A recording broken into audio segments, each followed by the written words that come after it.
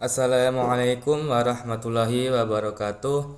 Perkenalkan, nama saya Erlangga Viko Putra, kelas 2B dari Prodi Perbankan Syariah.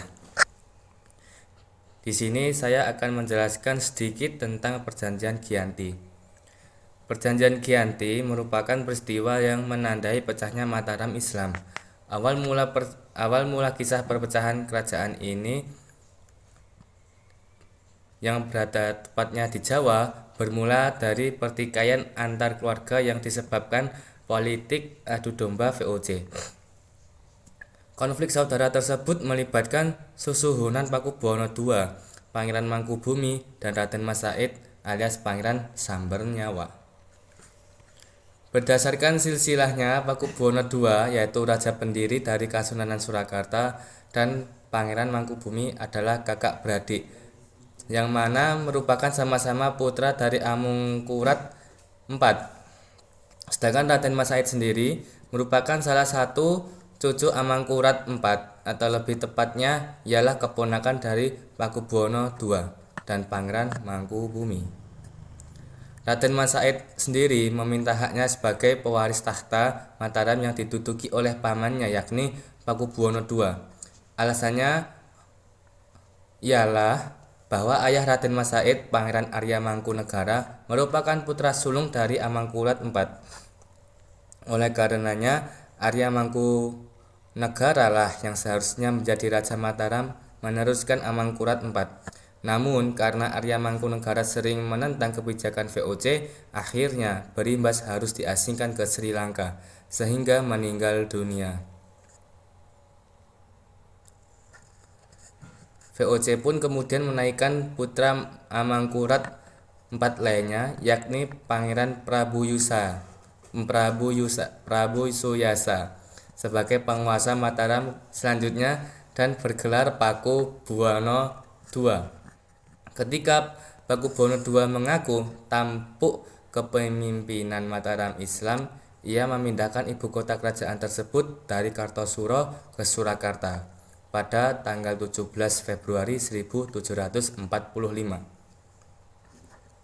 Perpindahan tersebut terjadi setelah Keraton Kartosuro hancur akibat adanya pemberontakan yang dipimpin oleh Mas Garendi atau Sunan Kuning pada tahun 1742 dan mengakibatkan Istana Mataram Islam di Kartosuro rusak. Hal ini semakin memperkuat Raden Mas Said ingin merebut tahta Mataram Islam dari pamannya Pakubuwono II. Karena memiliki tujuan yang sama, akhirnya Raden Mas Said bekerja sama dengan Pangeran Mangkubumi untuk merebut tahta Mataram Islam dari Pakubuwono II yang dibantu oleh VOC. Ya, pada tanggal 20 Desember 1749 Pakubuwono II wafat. Kekosongan pemerintahan ini kemudian dimanfaatkan oleh Pangeran Mangkubumi untuk mengangkat dirinya sebagai raja baru Mataram Islam.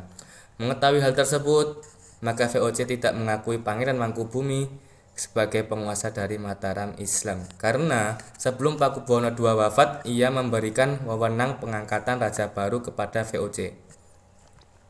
Situasi yang memanas ini ketika VOC mengangkat putra Pakubuwono II, Raden Mas Said Sudjardi, menjadi Raja Mataram Islam dengan gelar Pakubuwono III.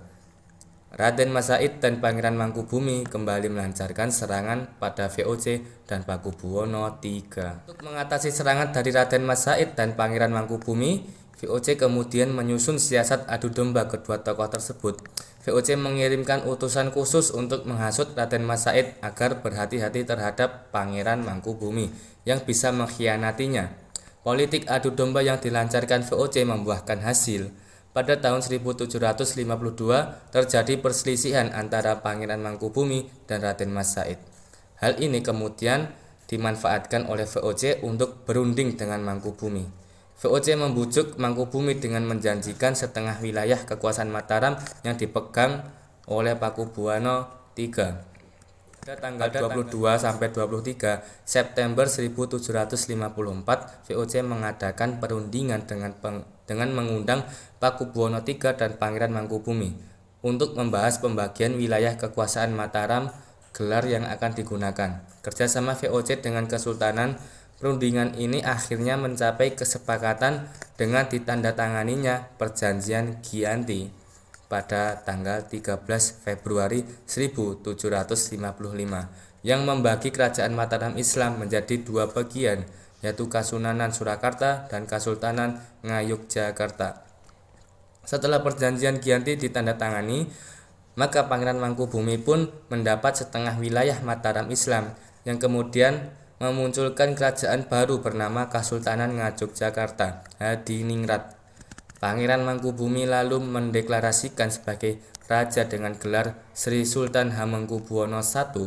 Dengan demikian, maka riwayat kerajaan Mataram Islam telah berakhir, baik secara de facto maupun de jure. Oke, itu yang dapat saya sampaikan. Semoga bermanfaat bagi kita semua.